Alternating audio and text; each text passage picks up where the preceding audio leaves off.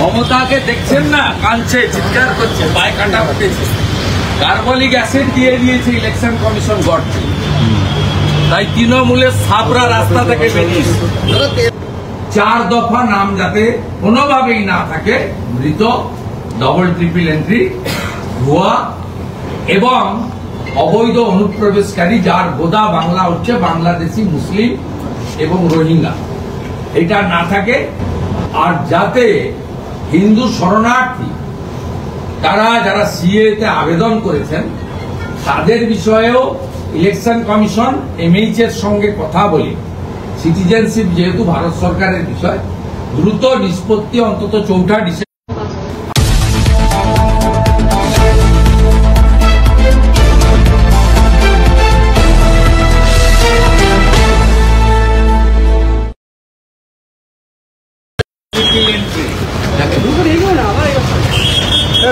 একটা pen drive আর সঙ্গে 5টা লোকসভার এই যে লাইভ একদম সব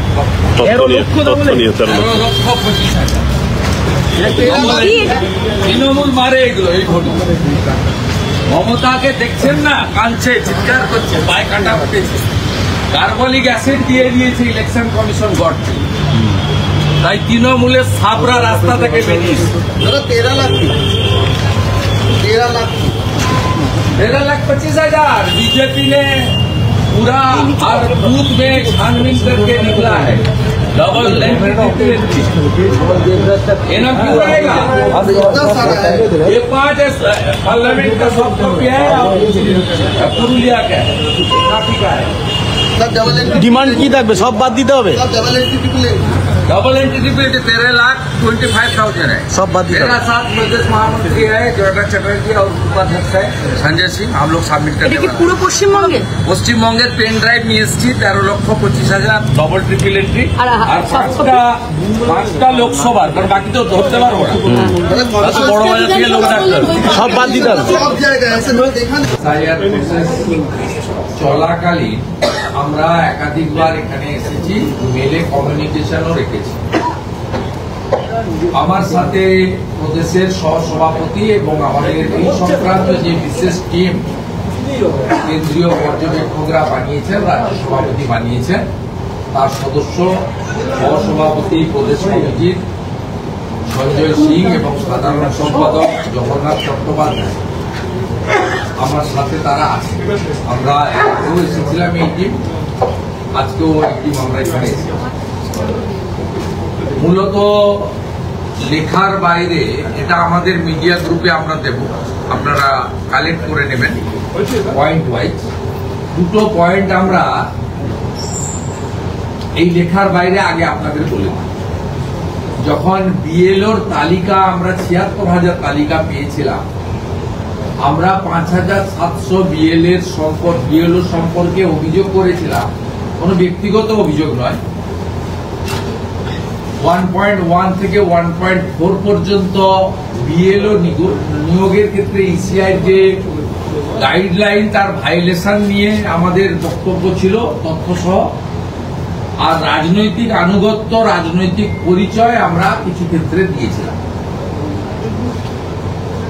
আমরা এখনো পর্যন্ত তার কমপ্লায়েন্স পাইনি, কেস টু কেস। এই ব্যাপারে আমাদের অভিযোগ ছিল। মাননীয় সিও এবং ওনার যে জয়েন্ট সিও ছিলেন, তারা আমাদেরকে বললেন যে 5,700-র মধ্যে তারা 70% রিপোর্ট আনিয়েছেন। রিপোর্ট সত্যি কি মিথ্যা এখনো ওনারা অ্যাসেস করতে পারেন না।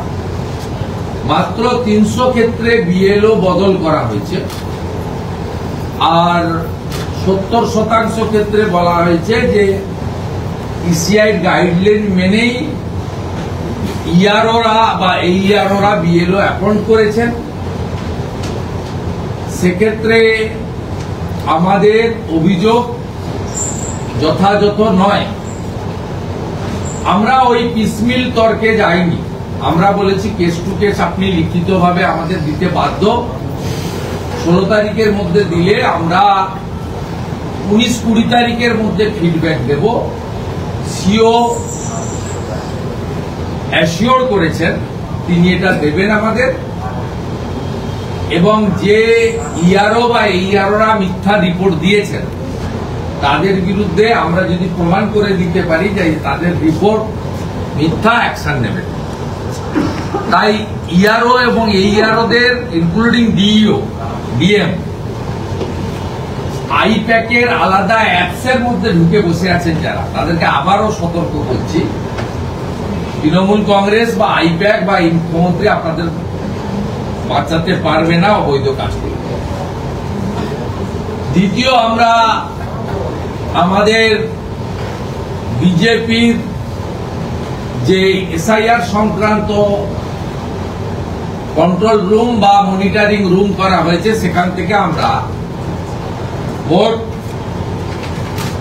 65টা অভিযোগ করেছি, যার অনেকগুলোই আপনারা ক্যামেরাতে দেখিয়েছেন। কোথাও দেখা গেছে বিএলও বাড়ি বাড়ি যাননি, ক্লাবে বসে, পার্টি অফিসে বসে, কাউন্সিলরের সঙ্গে বসে ফর্ম বিতরণ ফিল আপ করছেন।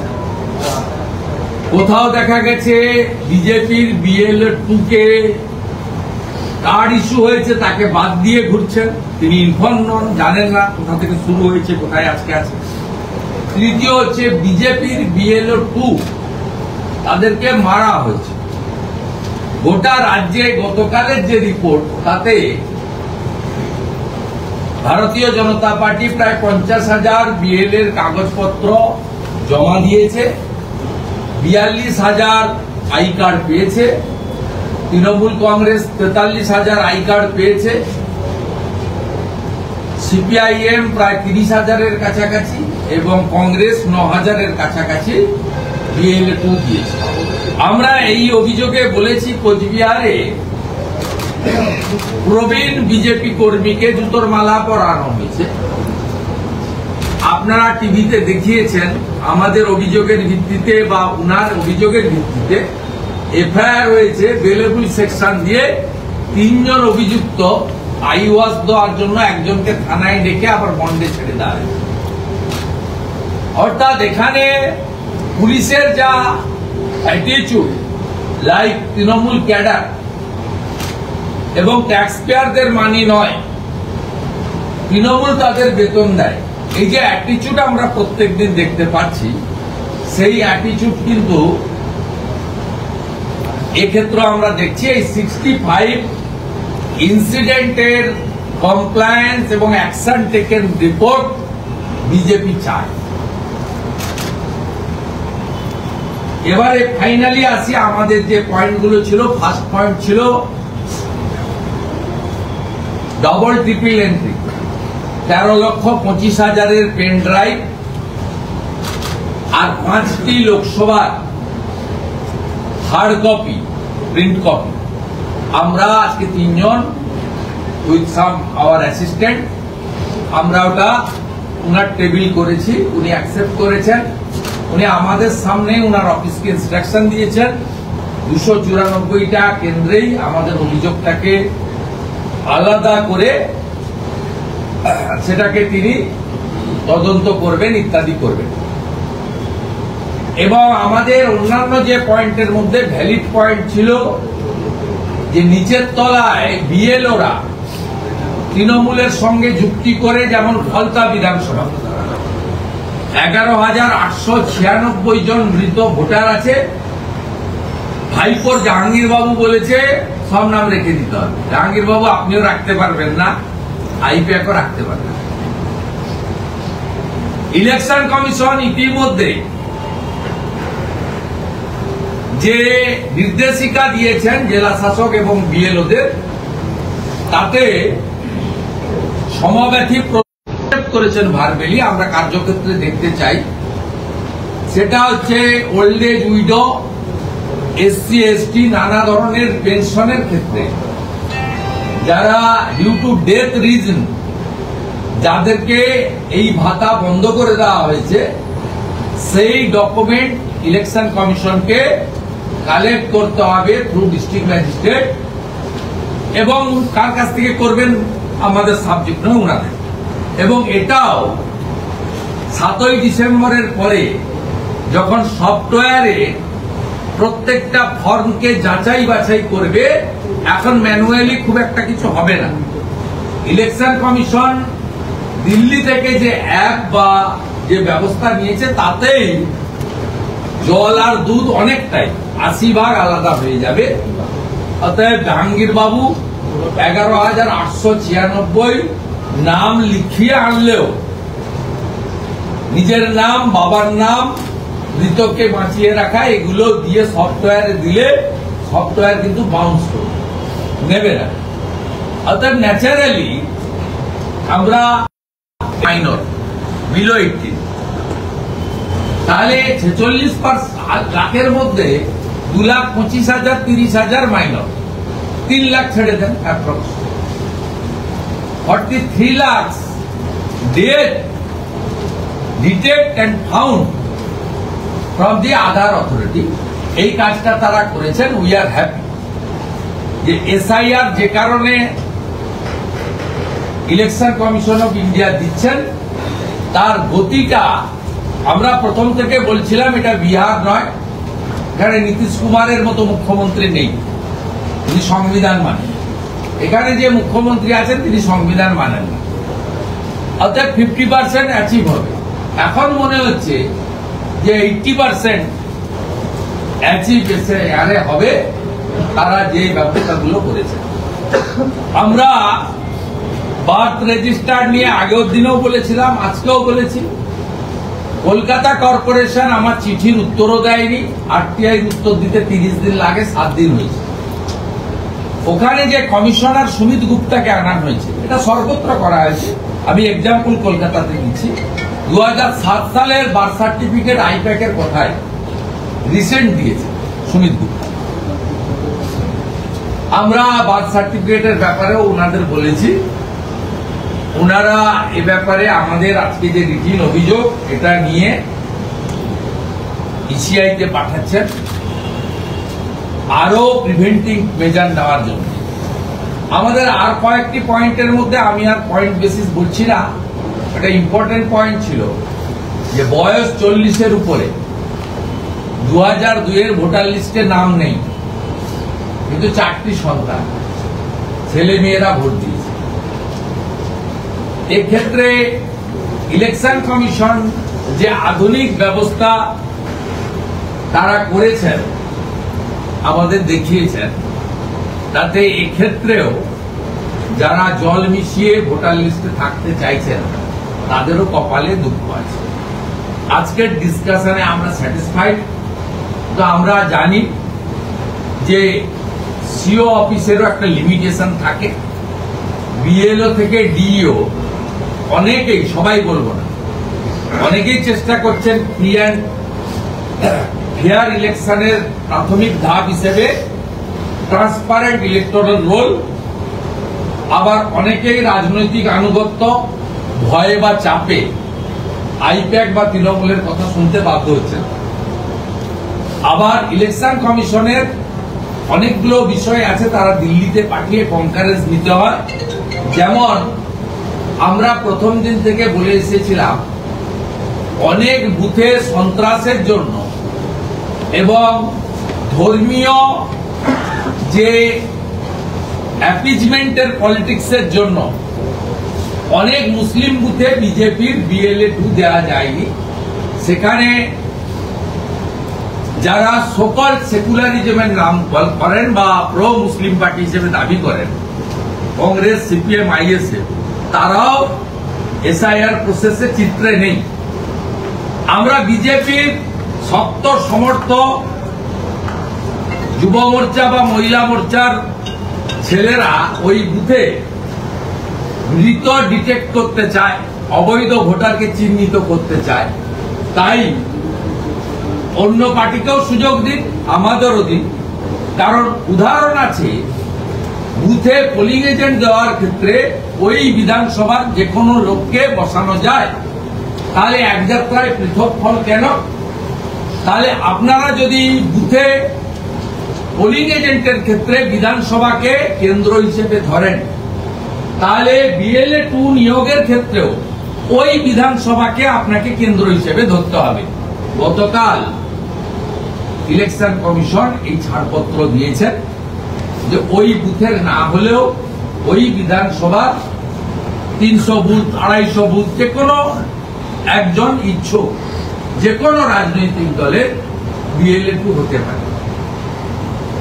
এইরকম অনেকগুলো বিষয় থাকে যেটা ইসিআইর কাছ থেকে অনুমতি নিতে হয়, তাই নিচের তলায় রাজ্য সরকারের বাধা প্রতিবন্ধকতা, উপরে ইসিআইর কনকারেন্স, তার মাঝখানে থেকে সিও অফিস, যদিও পুরো অফিসটাকে আমি বলবো না যে পরিচ্ছন্ন হয়ে গেছে, উপরের দিকে যে 2-3 জন আইএস অফিসাররা এসেছেন বা দায়িত্ব নিয়েছেন তারা চেষ্টা করছেন সংবিধান, সর্বদলীয় মিটিং এর সেন্টিমেন্ট, সর্বোপরি ইসিআইর গাইডলাইনকে মর্যাদা এবং সম্মান দেওয়ার জন্য। আমরা রাজ্যের প্রিন্সিপাল অপোজিশন, মেন অপোজিশন, আমাদের কাজ প্রতি মুহূর্তে ইলেকশন কমিশনের ত্রুটি বিচ্যুতি তুলে ধরা, জনগণকে সচেতন করা এবং 4 দফা নাম যাতে কোনোভাবেই না থাকে, মৃত, ডবল ট্রিপল এন্ট্রি, ভুয়া এবং অবৈধ অনুপ্রবেশকারী, যার গোদা বাংলা হচ্ছে বাংলাদেশি মুসলিম এবং রোহিঙ্গা, এটা না থাকে। আর যাতে হিন্দু শরণার্থী তারা যারা সিএতে আবেদন করেছেন তাদের বিষয়েও ইলেকশন কমিশন এমএইচ এর সঙ্গে কথা বলে সিটিজেনশিপ যেহেতু ভারত সরকারের বিষয়, দ্রুত নিষ্পত্তি অন্তত 4 ডিসেম্বর আপনাদের সামনেই নিয়ে গেছি। পুরুলিয়া আছে, বীরভূম আছে, তমলুক আছে, কাঁথি আছে, কোচবিহার আছে। আজকের আপনার সঙ্গে যোগসাজশ রয়েছে কমিশনে, সরাসরি অভিযোগ করছেন কল্যাণ বন্দ্যোপাধ্যায় এবং তিনি বলছেন এতে সংবিধানের অধিকার ধাক্কা পাচ্ছে। এরা পাহাড় মাতাল, রেজিস্টার মাতাল, ওর কথার উত্তর দেবো। আপনি গতকালকের ইলেকশন কমিশনের যে সিদ্ধান্ত, সেই সিদ্ধান্তকে সাধুবাদ জানিয়েছেন। উল্টো দিকে তৃণমূল কংগ্রেসের পক্ষ থেকে পরিষ্কার বলা হচ্ছে যে কমিশন এখন বিজেপির হাতে দালাল হয়ে গেছে, বিজেপি যা বলছে সেটাই কমিশন করছে। সর্বদলীয় বৈঠকে তৃণমূল ছাড়া সর্বদলীয় বৈঠকে সর্বসম্মত সিদ্ধান্ত হয়েছিল এবং আমি একটু আগেই আপনাকে বলেছি এক যাত্রায় দুটো ফল হতে পারে না, এটা নতুন নয়। আপনি পোলিং এজেন্ট যদি অ্যালাউ করে থাকেন তাহলে বিএল2 অ্যালাউ করবেন না, তখন আপত্তি করেননি ওনারা। আর ওনারা যাদের পাঠিয়েছিলেন তারাই উত্তর দিন, ওর বিশ্বাস ফিরা ডাকি বা কি একটা এসেছিল। বিহারে এমনও আছে যে প্রচুর যারা বিএলওরা রয়েছে তারা এখনো হাজত পাশে রয়েছে, 52 জন। এই রাজ্যে দাঁড়িয়ে এখনো প্রচুর বিএলওরা কাজ করছেন না। আমরা দাবি করেছি এই 65 জন বিএলওর ক্ষেত্রে আমরা দাবি করেছি যে এখানে সব বিএলওতে দোষ দেওয়া হচ্ছে। বিএলওতে 3টে অংশ আছে, মেরুদণ্ড সোজা রেখে কাজ করছেন একটা বড় অংশে, তারা হ্যাটস অফ করি। আরেকটা অংশ আছে ভয়ে অ্যাডজাস্ট করে নিচ্ছেন, আরেকটা অংশ আছে ডিউ টু ধর্মীয় কারণ এবং রাজনৈতিক আনুগত্য, তারা হেল্প করছেন। সে সংখ্যাটা 80,500-র মধ্যে 5,000-এর বেশি হবে না। এই যে রাজনৈতিক আনুগত্য এবং ধর্ম থেকে 5-7,000 করছে, আমরা এদের উপর নজরদারি রাখছি। এবং এই যে 65টা কেস আমরা লিখিতভাবে বিজেপি দিয়েছে, এটা ইনভেস্টিগেশন করে যে কটা আসবে, কিছু জিনিস তো ভিডিওতে এসেছে, যেগুলো তো আর তদন্ত কিছু নেই, ভিডিওটাকে ফরেন্সিকে পাঠিয়ে জেনুইন না ফেব্রিকেটেড দেখে নিয়ে ওনাদের বিরুদ্ধে এফআইআর করতে হবে। এই 65 এলাকাগুলো একটু বলতে পারবেন নির্দিষ্টভাবে, মানে ডায়মন্ড হারবার বা অন্য জায়গায়? আমরা মিডিয়া গ্রুপে দিয়ে দিচ্ছি আমাদের ডেপুটেশনের কপি, 6 পয়েন্ট কপি এবং 65টা অ্যালিগেশন আমরা মিডিয়া গ্রুপে দিয়ে দিচ্ছি। কালেক্ট করে নিয়ে যেটুকু আপনাদের লেখা বা দেখানো।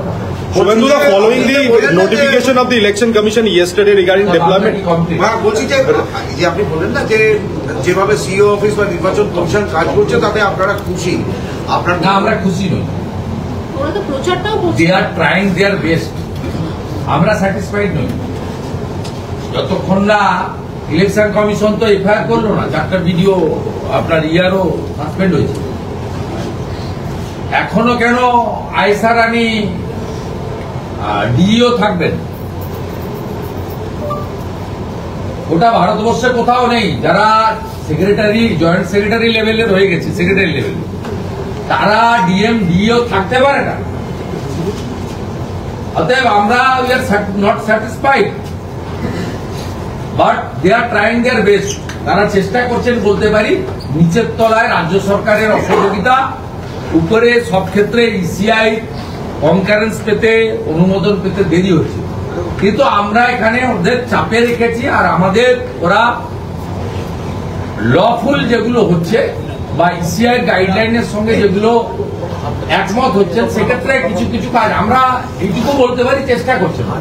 কেন চেষ্টা করছেন সেটা ইলেকশন কমিশনকে মর্যাদা দিয়ে বা সংবিধানকে প্রোটেক্ট করে বা বাংলার যে ভয়াবহ অবস্থা, এরা লফুল লোক, আইএস অফিসার, সেন্ট্রাল ক্যাডারের লোক, তাদের যে দায়বদ্ধতা আছে সেখান থেকে চেষ্টা করছে। আমাদের কি মনে হয় এসআইআর এর পরে যে ভোটার তালিকা বেরোবে সেটা সম্পূর্ণ স্বচ্ছ থাকবে? এসআইআর এর পরে যে ভোটার তালিকা বেরোবে তাহলে কি সেটা সম্পূর্ণ? এক্ষুনি it is too early to say, কিন্তু অনেক ভোটার তো যাদের জেনুইনলি বাদ যাওয়া উচিত যাবে, এটা চেষ্টা করলে মানে সিস্টেমে পড়ে গেছে। আর আপনি যেটা বলছেন, আমরা এখনো ডিমান্ড করিনি, ইফ নেসেসারি আমরা micro observer, special roll observer বা মাইক্রো অবজারভার কোন সেন্ট্রাল গভর্নমেন্ট অর্গানাইজেশন থেকে দেওয়ার জন্য আমরা ডিমান্ড করব।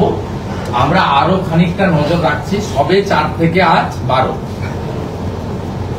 এখনো পর্যন্ত যে ফর্ম ডিস্ট্রিবিউশনের ডাটা তারা পলিটিক্যাল পার্টিকে শেয়ার করেছে, তাতে কাজটা খুব একটা খারাপ হচ্ছে বলবো।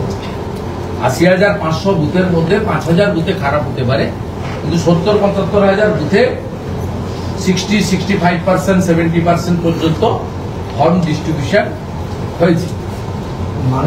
আমরা আরো খানিকটা নজর রাখছি।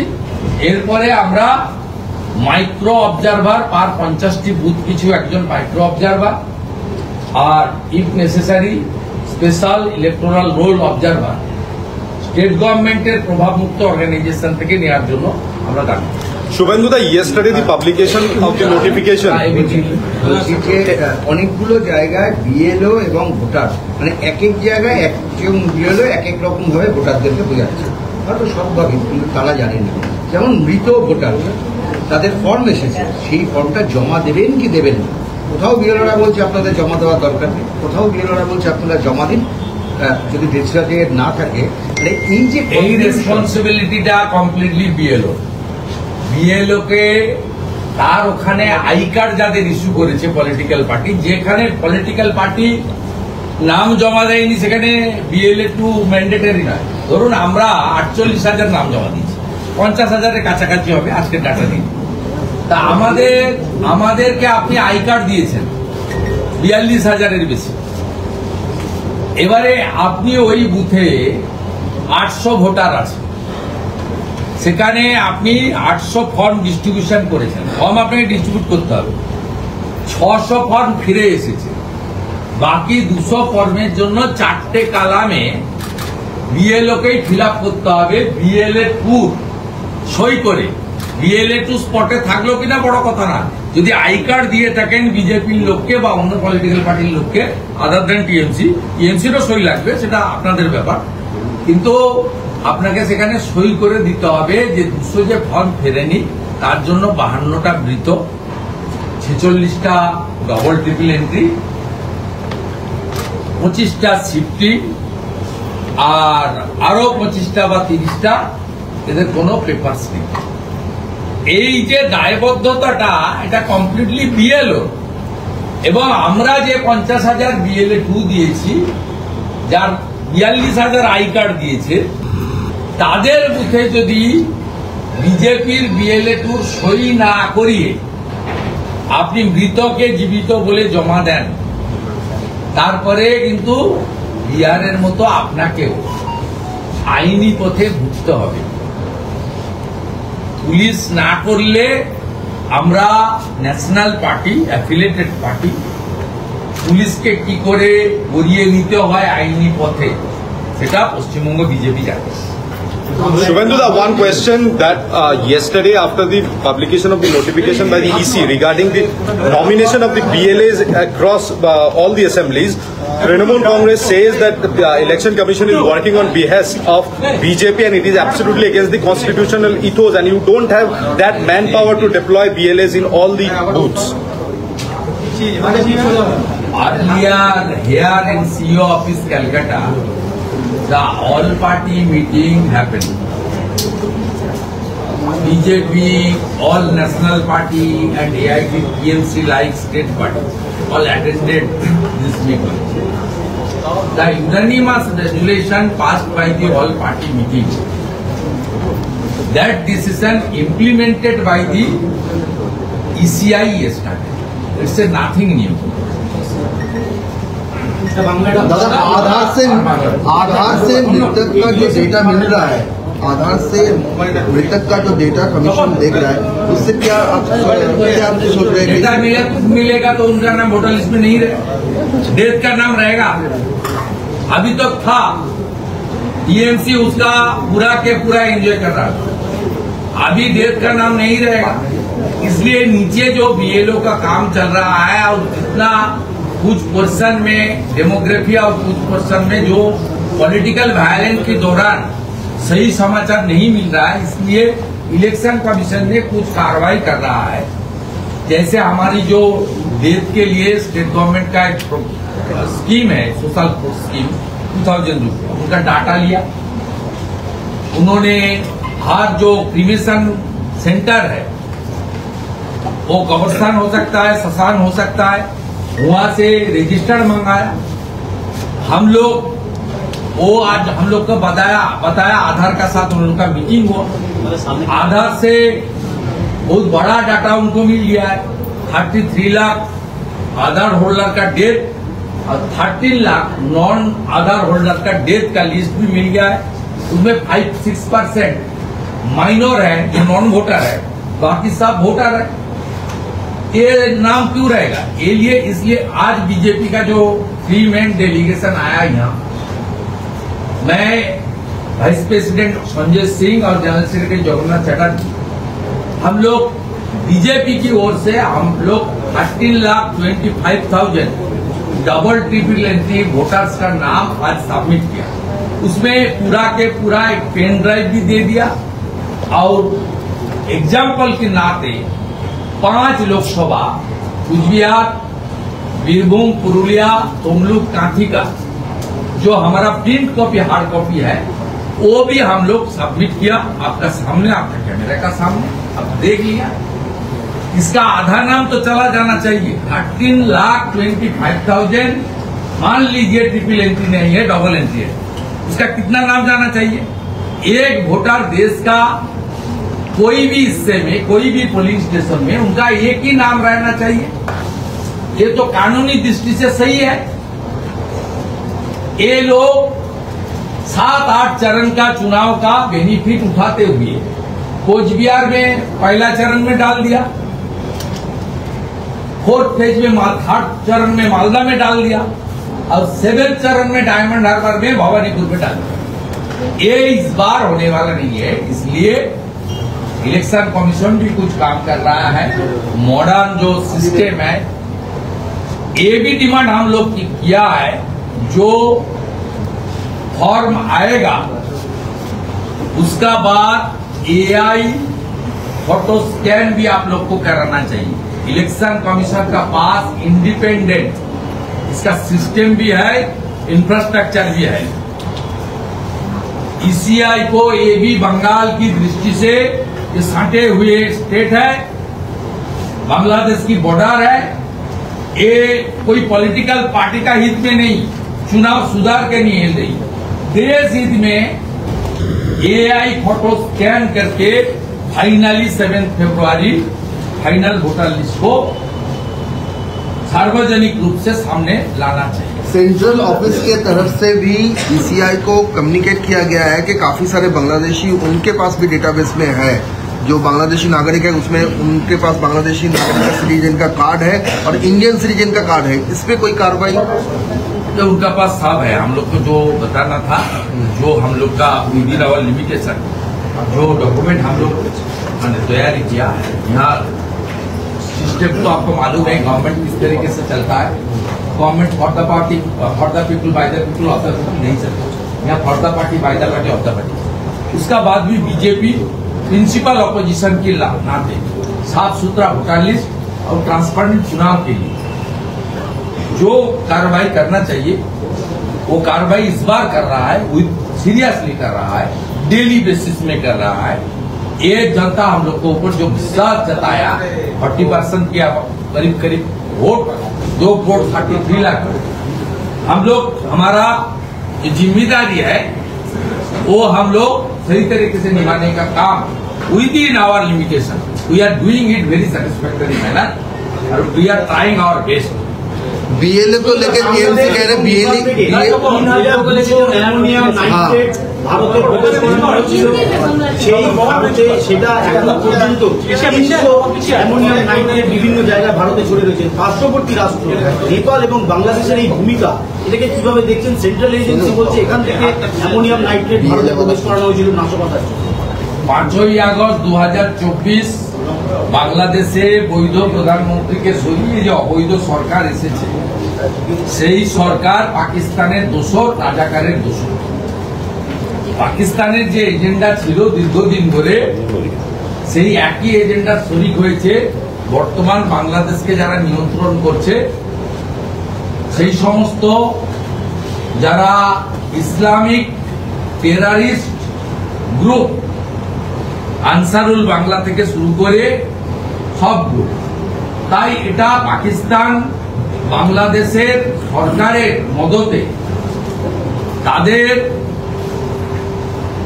সক্রিয় সহযোগিতায় এই জিহাদি জঙ্গি গ্রুপ হিজবুল হতে পারে, আইএসআইএস হতে পারে, বাংলাদেশের আনসারুল বাংলা হতে পারে, এই টেরারিস্ট গ্রুপ এটা করেছে ইতিমধ্যে তার প্রাথমিকভাবে সব জায়গায় এসেছে। আমরা যেহেতু বাংলাদেশের পার্শ্ববর্তী এলাকায় থাকি তাই আমরা এটা নিয়ে খুব উদ্বিগ্ন, আতঙ্কিত। কারণ মমতা ব্যানার্জির সময়ে খাগড়াগড়ে যে বিস্ফোরণ হয়েছিল তাতে মমতা ব্যানার্জির সরকার এবং পুলিশের ভূমিকা অত্যন্ত নিন্দনীয় ছিল। তারা এনআইএ কে সহযোগিতা করেনি এবং ওদের মন্ত্রী জামাতের নেতা সিদ্দিকুল্লাহ চৌধুরী সরাসরি খাগড়াগড় কাণ্ডে এনআইএ তদন্ত নিয়ে, রেড নিয়ে, তল্লাশি নিয়ে, জিজ্ঞাসাবাদ নিয়ে প্রশ্ন তুলেছিলেন। তাই মমতা ব্যানার্জি সরকারের আমলে বাংলাদেশের এই উগ্রবাদী সংগঠনগুলি যে প্রচেষ্টা নিচ্ছেন সেই প্রচেষ্টার খানিকটা অংশ ফরিদাবাদ, কাশ্মীর হয়ে দিল্লি পর্যন্ত সামনে এসেছে। তাই পশ্চিমবাংলার মানুষকে সচেতন, সতর্ক হতে হবে এবং কিছু ইনপুট পেলেই কেন্দ্রীয় এজেন্সিকে বা ল এনফোর্সমেন্ট এজেন্সিকে দিতে হবে। এই কারণেই ভারত সরকার এবং যশস্বী স্বরাষ্ট্রমন্ত্রী অমিত শাহজি বিএসএফ এর এলাকা 15 কিলোমিটার থেকে বাড়িয়ে 50 কিলোমিটার করেছেন, যা পশ্চিমবঙ্গে কার্যকর করতে দেওয়া হয়নি।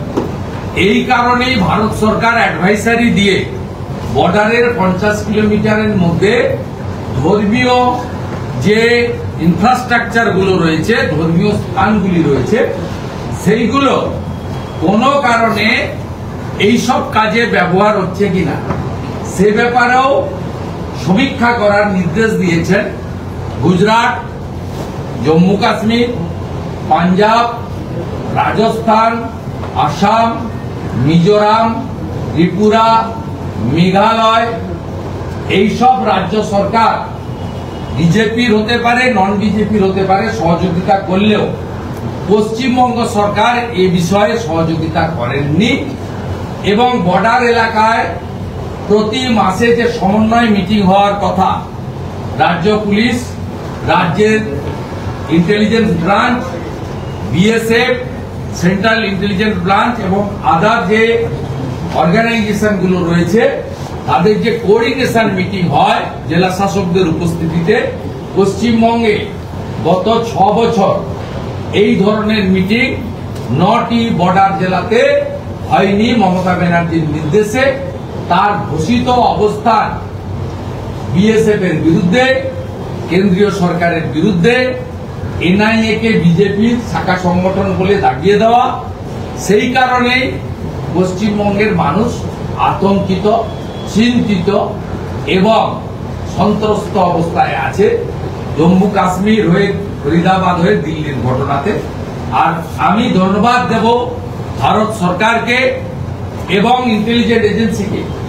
এই যে মডিউল বা এই যে বিস্ফোরক উদ্ধার হয়েছে, এইটা এই 10 তারিখের ঘটনা নয়। 5 এবং 6 সেপ্টেম্বর থেকে লাগাতার ভারতবর্ষের সরকার এজেন্সি কাজ করছিল বলে আরো বড় কোন ইনসিডেন্ট থেকে দেশ বেঁচে গেছে। তাই পাকিস্তান বা অন্য আমাদের ঘোষিত শত্রু দেশকে জব্দ করার সাথে সাথে যারা পাকিস্তানের জল বন্ধ কেন নরেন্দ্র মোদী জবাব দাও, সেই টুকরে টুকরে গ্যাংদের বিরুদ্ধেও কঠিন কঠোর ব্যবস্থা দেশের অভ্যন্তরে নেওয়া দরকার। পার্থবাবু আজকে বলেছেন আপনাদের অনেক চ্যানেলের অধঃপতন হয়েছে। এইভাবে যোগ্য শিক্ষক, শিক্ষিকা, শিক্ষাকর্মীদের বঞ্চিত করে ওনার বান্ধবীর ঘর থেকে 51 কোটি টাকা উদ্ধার হওয়া, 3 বছর 2 মাস জেল খাটা একটা লোককে যেভাবে পাবলিসিটি দিচ্ছে, আমার কষ্ট হচ্ছে যে পশ্চিমবাংলার এই চ্যানেলগুলোর এত অধঃপতন।